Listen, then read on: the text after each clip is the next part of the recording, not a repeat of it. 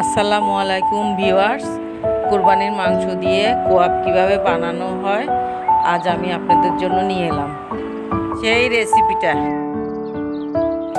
চলুন দেখে আসি এটি কিভাবে তৈরি করব। প্রথমেই আমি নিয়ে নিলাম লবণ, মরিচ, হলুদ, ধনের গুঁড়ো, জিরার গুঁড়ো, গরম মশলার গুঁড়ো, আদা রসুন বাটা নিলাম 2 কেজি গরুর মাংস। আমি এখন মশলাগুলো মাংসের মধ্যে দিয়ে দিব। এক এক করে সব মশলাগুলো দিয়ে দিচ্ছি। এটাকে সব দিয়ে মাখাতে থাকবো। আমি এখানে আধা কেজি পানি অ্যাড করব। পানি অ্যাড করে চুলায় বসিয়ে দিব কষানোর জন্য। কষানোর সময় 2টো তেজপাতা ছিঁড়ে দিব একটু গন্ধটা হওয়ার জন্য। ভালো করে মাখিয়ে নিচ্ছি আমি। যারা মাংসের ভিতরে মশলা আবারও ফিরে আসলাম। দেখুন মাংসগুলো নাইলে একদম শুকিয়ে গিয়েছে, সিদ্ধ হয়ে গিয়েছে। আমি কড়াইয়ে কিছু চর্বি গলিয়ে নিচ্ছি। এটা চর্বি দিয়েই ভাজতে হবে, তেল দেওয়া যাবে না। চর্বি দিলে ভিতরে নরম থাকে মাংস। সাদা তেল দিলে স্বাদটা আসবে না। চর্বি গলিয়ে নিলাম। এখন মাংসগুলো আমি একটা একটা করে দেবো চর্বির ভিতরে। দেখুন দিচ্ছি। এর মধ্যে আস্তে আস্তে এটা ভাজতে থাকতে হবে।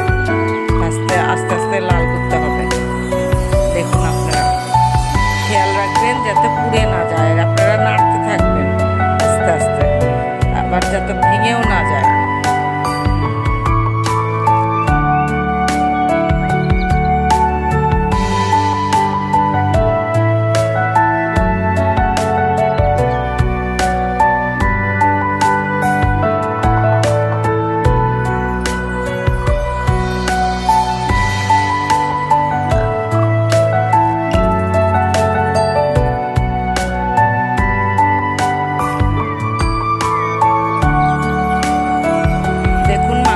আমার লাল হয়ে এসছে।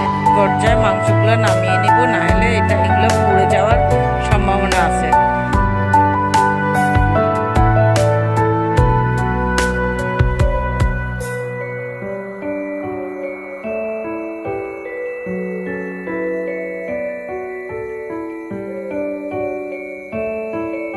সেগুলা কি লাল লাল হয়ে গিয়েছে। তৈরি হয়ে গেল চট্টগ্রামের সবথেকে মজাদার খাবার গরুর মাংসের কোয়াব।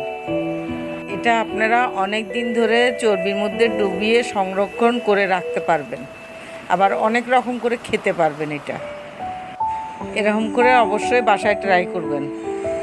আমার রেসিপিটি ভালো লাগলে আমার চ্যানেলে লাইক, কমেন্ট এবং সাবস্ক্রাইব করে আমার পাশে থাকবেন। আজকের মতন বিদায় নিলাম এখানেই। আসসালামু আলাইকুম, সবাই ভালো থাকবেন।